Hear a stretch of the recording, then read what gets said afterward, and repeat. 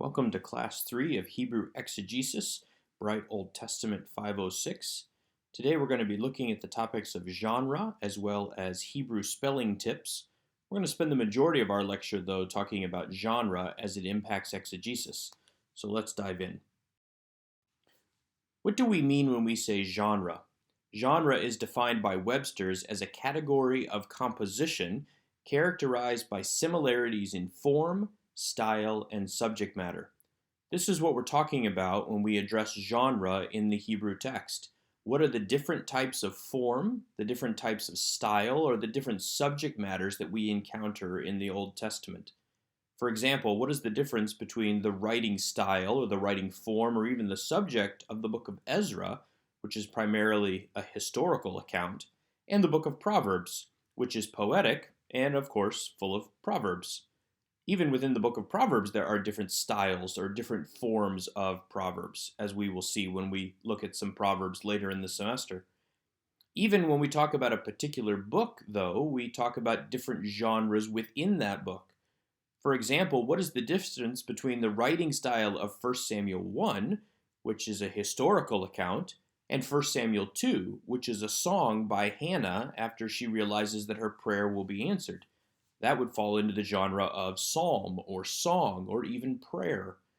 Each of these will make an impact upon how we approach the Hebrew text, as there will be a different form and style of Hebrew within each of these. The language, of course, remains the same, but again, the way that the Hebrew is used, whether in form, whether in style, or particularly even in subject matter and the repetition of the subject, will be impacted by the genre.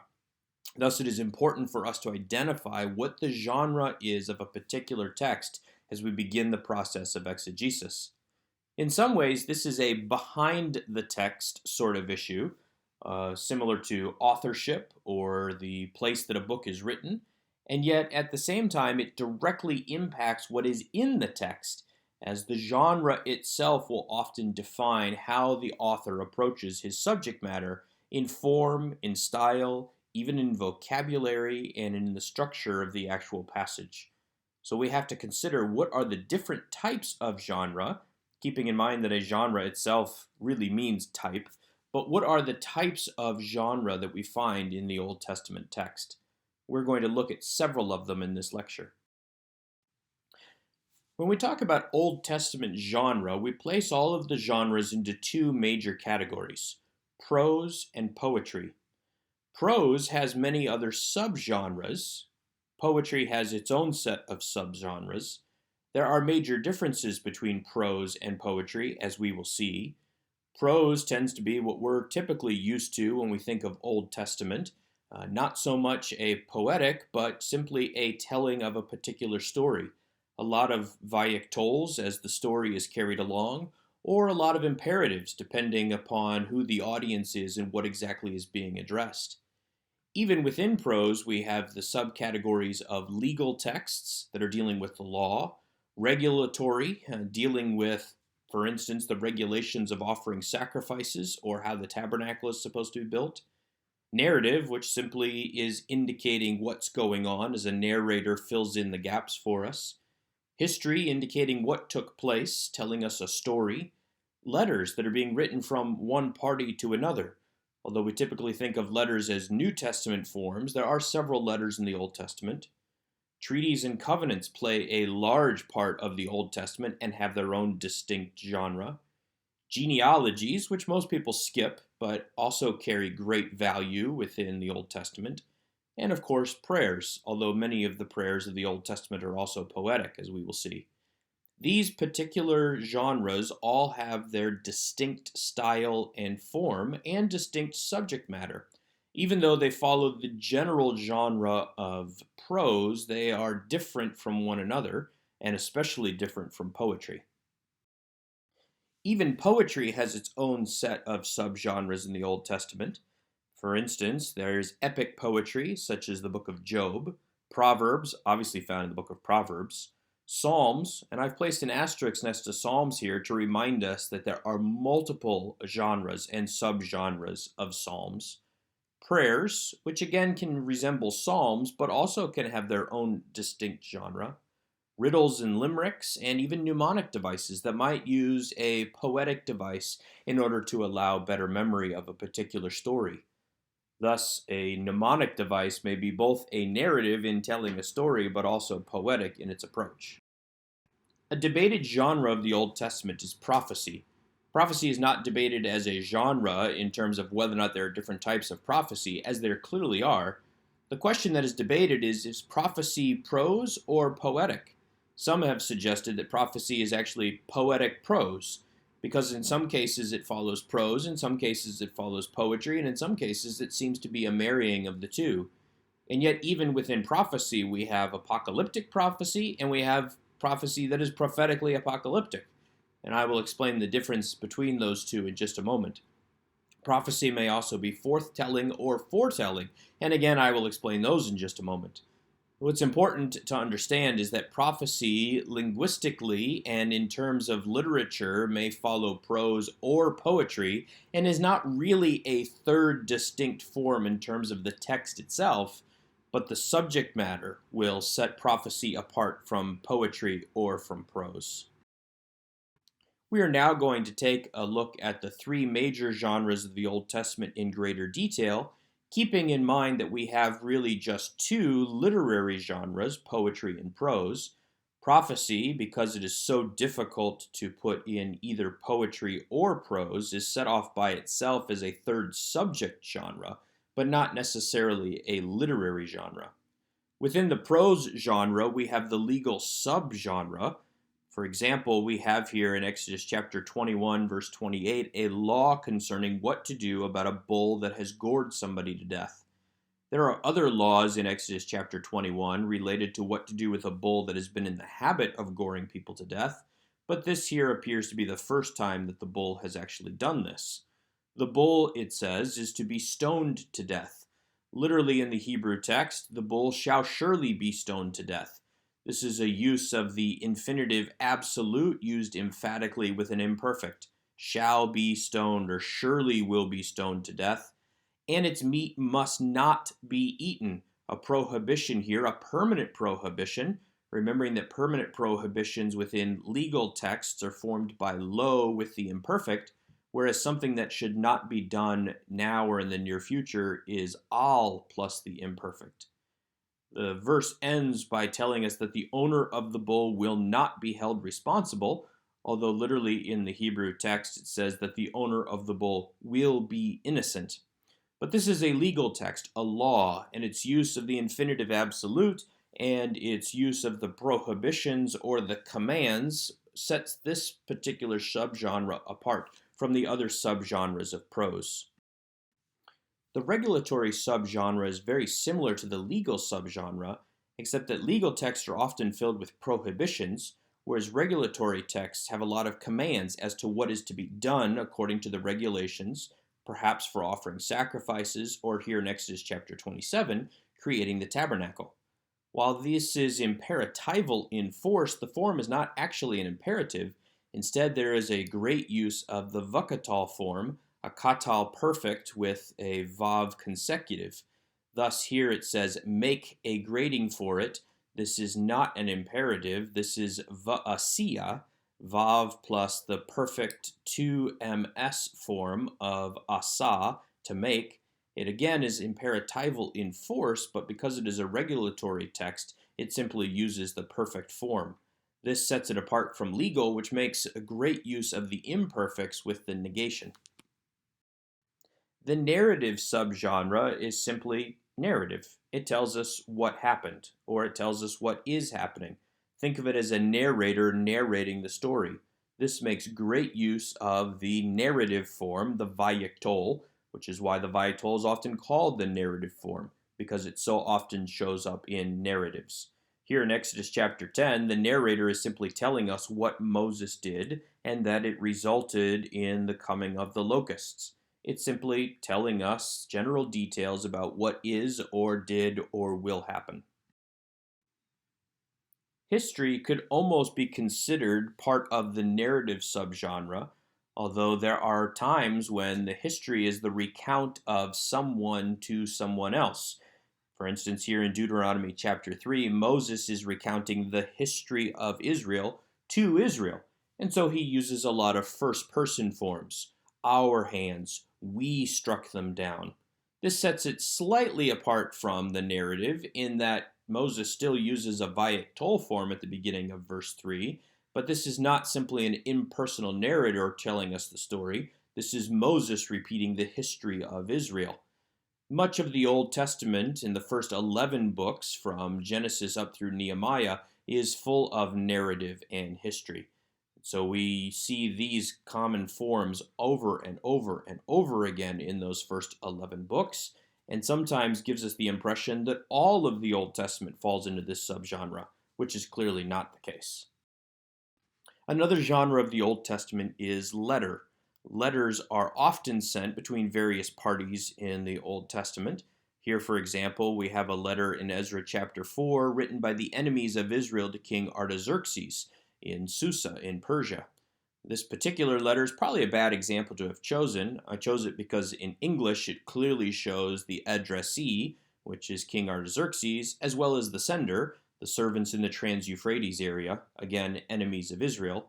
It's a bad example because Ezra chapter 4 is actually not written in Hebrew, it's written in Aramaic, but at least in English it gets the idea across.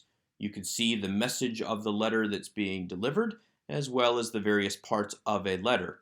Again, keeping in mind that as we're exegeting a text, we need to ask ourselves, is this a letter? And if so, we need to approach it as a letter. Here, the information that is being presented is actually not true information. Instead, it is the perspective of the letter sender and what they are sending to King Artaxerxes. So it needs to be taken with a grain of salt because of who the letter comes from. Perhaps the most famous subgenre of the Old Testament is the treaty and covenant subgenre. We have treaties and covenants from throughout the ancient Near East, so this is not something that is only true of Israel, but other nations as well. The most common form of treaty in the Bible is the Hittite suzerain vassal treaty, where the suzerain lord would indicate to the vassal servant what exactly the vassal was required to do. This was very common among kings. After one king had defeated another, the suzerain lord, the dominant king, would tell the vassal subservient king what exactly that vassal had to do, and the vassal would be obligated to do it, or else he would reap the curses of the covenant. The covenant would also include what the suzerain said he was going to do. So here in Exodus chapter 20, verses 1 through 3, we have a form of a treaty, the suzerain vassal treaty, which always begins with a historical prologue, as God reminds Israel there in verse 1 what he has done for them, that he brought them out of the land of Egypt, out of the land of slavery. And then as a response, as the vassal, as those who owe something to the suzerain lord, to the king, God says, "You shall have no other gods before me," using a legal form, a prohibition of lo plus the imperfect, and yet within the context of treaty. This is what you should do. This is important because when we think of the Ten Commandments, we often skip verse 1, but it's a crucial part of the treaty, indicating that Israel is not earning their deliverance. They've already been delivered. Their behavior, their pursuit of holiness is a response to God's salvation, not something that prompts God's salvation. Thus, for us, even in the New Testament, we respond in holiness to what God has done for us in Jesus Christ, rather than attempting to earn favor or salvation. Thus, when we read the Ten Commandments, we would be wise to repeat the whole covenant and not just the legal prohibitions. One of my favorite subgenres in the Old Testament is genealogy, which most people tend to skip. Genealogies are usually prompted by the writer of the genealogy choosing what generations to put into the genealogy and what generations to leave out, indicating great theological insight on the part of the writer, or perhaps some historical knowledge, as he indicates in his comments about a particular generation, that we might not find somewhere else. We would do well not to skip these genealogies, but to consider them for what they are. Genesis chapter 5 contains a very famous genealogy that begins with Adam and ends with Noah, telling us how long each of the people lived, who they gave birth to, how many years they lived afterwards, and then the fact, most importantly, that they died. Enoch being the one exception, the seventh generation from Adam, who is not one who dies because God takes him. Prayer may actually fit into the category of either prose or poetry, depending on the type of prayer. This example from Isaiah 38 is not poetry. This is a prose prayer, as Hezekiah cries out to God, basically saying, God, please save me from this sickness that I have. God would answer him and give him 15 more years. And yet what is important to recognize here is that this is a prose genre, but still a genre. It is a prayer, as the person prays to God and talks to God in the second person. There are three main characteristics that set poetry apart from prose. One is the repeated use of metaphor. This is not to suggest that metaphor cannot occur within prose, but that metaphor occurs far much more within poetry. Poetry is also very terse in that it does not give complete filled out sentences, but is very terse in its Hebrew. There is also parallelism, where line A is parallel to line B of a particular stanza or section, line B generally taking line A just a little further and giving just a little bit more information. A perfect example is Psalm chapter 5 here, which I have not lined up in poetic stanzas the way it is in our English Bibles. Even in our Hebrew Bibles, the stanzas have been placed there by the editor. In the normal text or the original text, they are written simply the way that I have them here, one word after another in block text. You can see that each of these lines is parallel. The first two lines are parallel to each other. Not a word from their mouth can be trusted. And then taking that just a little further, their heart is filled with malice. The heart is really the problem, not just the mouth. The second set of lines is also parallel. Their throat is an open grave, which is a metaphor. With their tongues they tell lies. This is why their throat is an open grave. And yet the first two lines are also parallel to the second two lines. Why can they not be trusted? Well, it's an open grave and they tell lies. The terseness here is seen in the fact that this is only 11 words in Hebrew, whereas it takes 27 to say this in English. These are the marks of Hebrew poetry: metaphor, terseness, parallelism, all seen here in one verse in Psalm chapter 5. One subgenre of poetry is epic poetry. This is poetry that continues for many chapters, such as the book of Job, that is almost 40 chapters of poetry. The first two chapters are prose. The last chapter is also prose, or at least the prologue section, whereas the rest of the book is all in poetry. Sometimes the single author will compose several different chapters of poetry. This is what makes it epic. Not so much that the story is epic, but that the extent of the poetry itself is epic. It just keeps going. The most famous subgenre of poetry, obviously, is Proverbs and Psalms, although I've put an asterisk next to each of these because there are many different types of Proverbs and Psalms. The first couple chapters of Proverbs are not Proverbs at all, although it is certainly poetic. But throughout the book of Proverbs, we see proverbs that are, if you do A, B will happen. We also have, if you do A, don't do B. We also have do A, and what's more, make sure you do B, as well as many other different types of proverbs. So a proverb is a particular subgenre, but it itself has many different subgenres. The same with psalms. A psalm or a song is a particular genre of poetry, and yet at the same time there are many different types of psalms. There are imprecatory psalms, there are psalms of confession, psalms of thanksgiving, and all of those have a distinct form, style, and structure. So within the book of Psalms, we need to keep in mind that psalm itself may be a general category, but it can be broken down even further into different types of psalms. Many prayers in the Old Testament are actually a subgenre of poetry. Sometimes the particular prayer may pray in prose, but oftentimes there are poetic elements. For instance, here David prays, "Who am I, O Lord God, and who is my house?" A poetic parallelism there, that you have brought me thus far.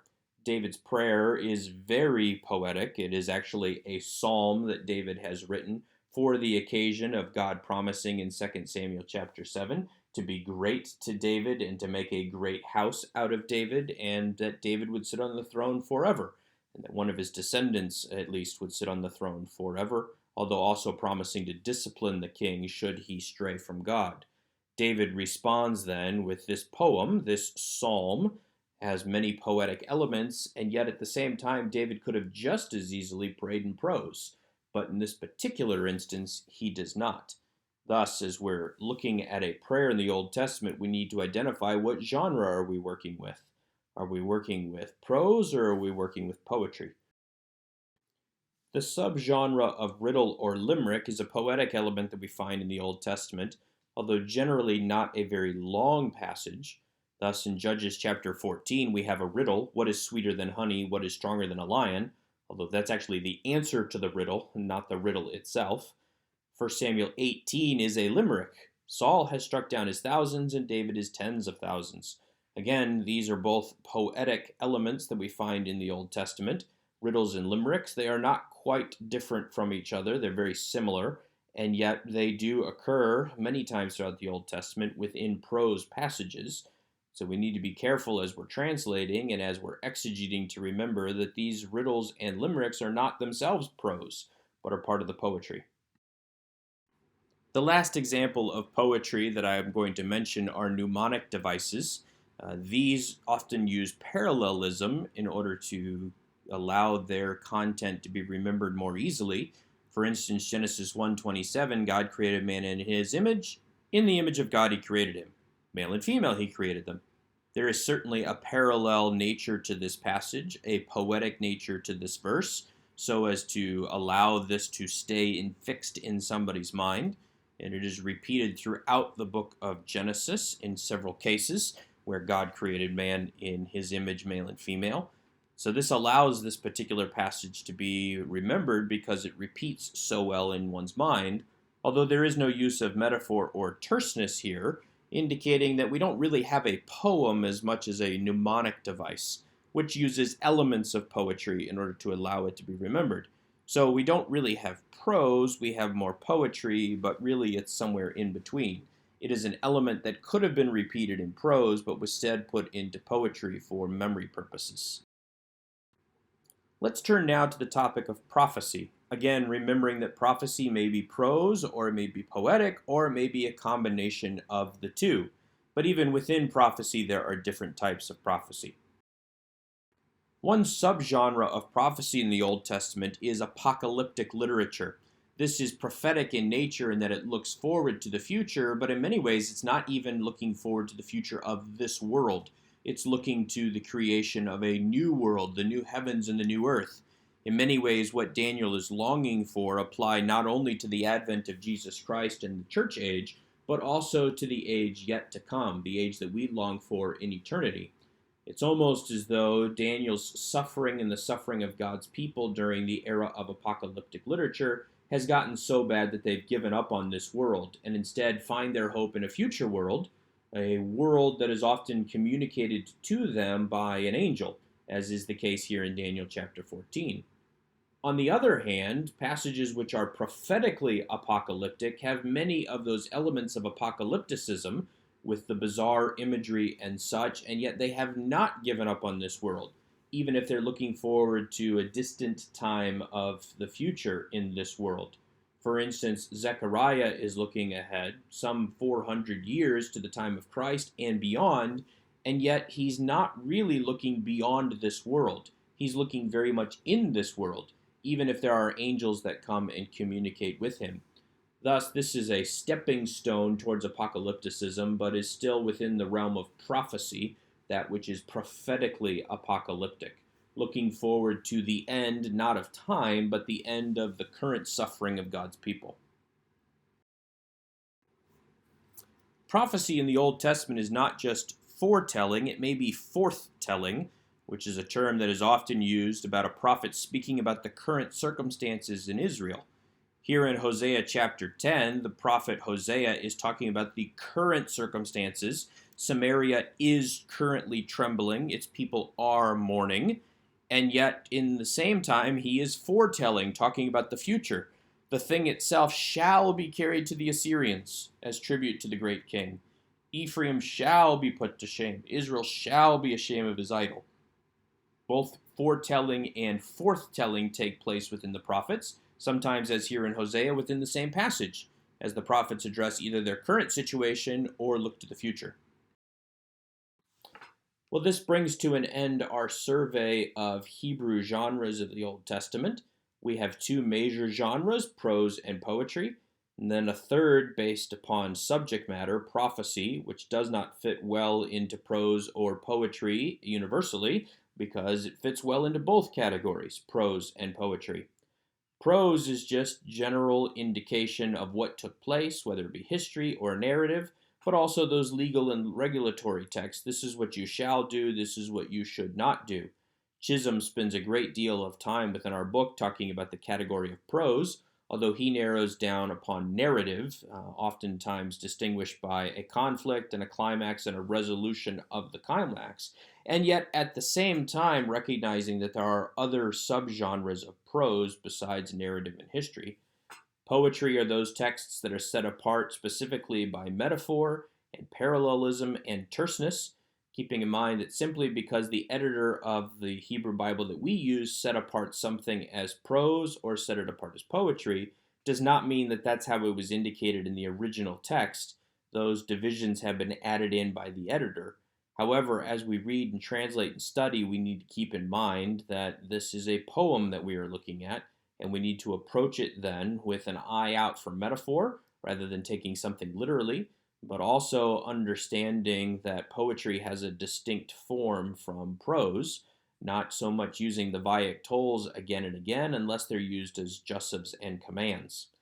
Within prophecy, we have different types of prophecy, apocalypticism, apocalyptic literature, but also prophetically apocalyptic literature, and it may be either forthtelling or foretelling. Hopefully this has given you a good overview and a good foundation of the genres of the Old Testament.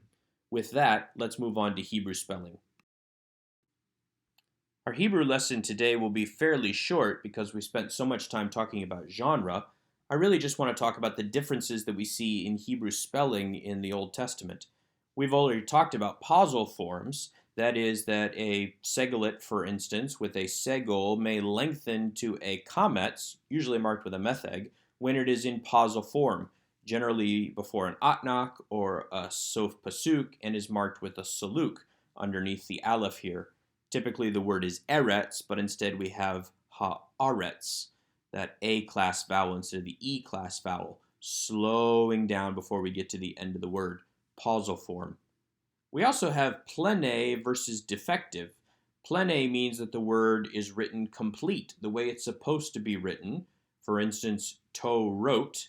And yet we also have defective spellings, such as to wrote, pronounced the same, translated the same, although the second vav is missing from the holem vav.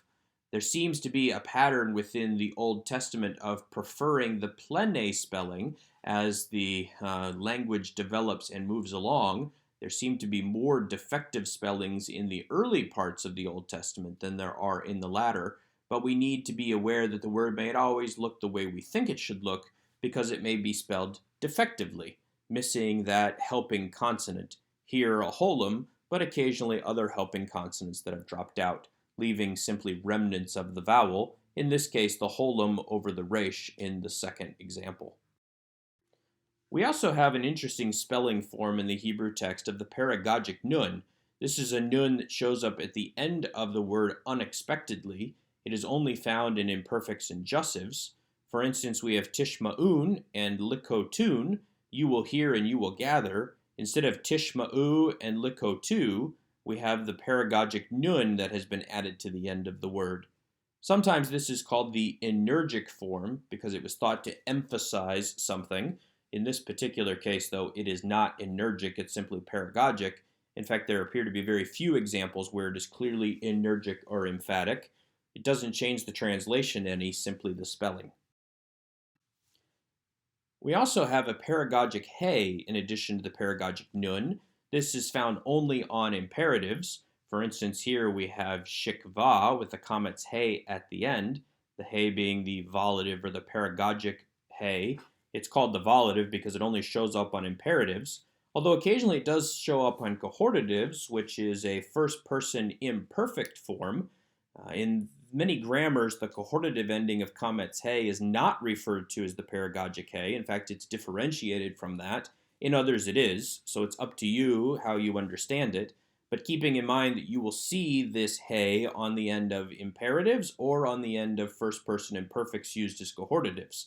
Again, as a paragogic he, the difference being that in the 2ms example here, shikva, it does not change the meaning, but a first-person imperfect does not simply mean I will or we will, but as a cohortative means let us or let me, which gives it more of an imperative form, even though it's an imperfect, a first-person imperative, if that were possible. Again, context will have to tell you, but that is another potential use of that paragogic he. And finally, I want to mention that we have two letters in Hebrew that both have an S sound, sibilants. We have samak and we have sin. So we have here sokarim and sokarim. These are the exact same word, but two different spellings, one with a samak and one with a sin. This occasionally happens in the Old Testament. We simply need to be aware of it. However, in other cases, it is completely different. We have sakal, which means to be foolish, and with a samek, and we have sakal with a sin that means to be wise or successful. Opposite meanings, and yet again that's sibilant. So it's not always the case that they're interchangeable, but occasionally you will come across this, where the word appears to be a word that you know, but seems to have the wrong sibilant. Simply be aware that samek and sin will occasionally change places. Well, that brings us to the end of yet another lecture. Continue to review this lecture and make sure that you understand the material, especially related to genre, as you will need to identify the portion of scripture that you're using for your final exegetical paper by genre, indicating the impact that the genre makes on the text. And then make sure that you memorize your vocabulary for our next class period and take the attached quiz. I will see you in class.